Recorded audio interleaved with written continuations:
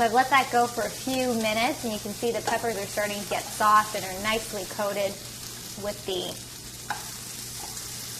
little bit of curry powder we added to that, mild curry powder.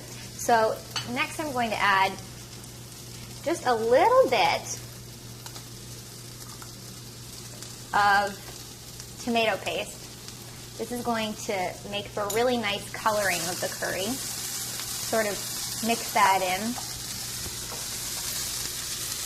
Looks like a bit of a mess right now, but you'll see in a second it'll be really quite beautiful.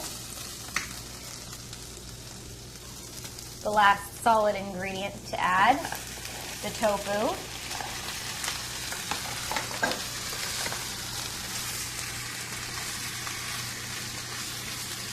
And what will help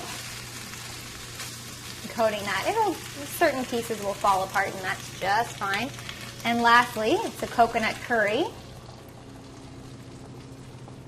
So 1 can of the coconut milk.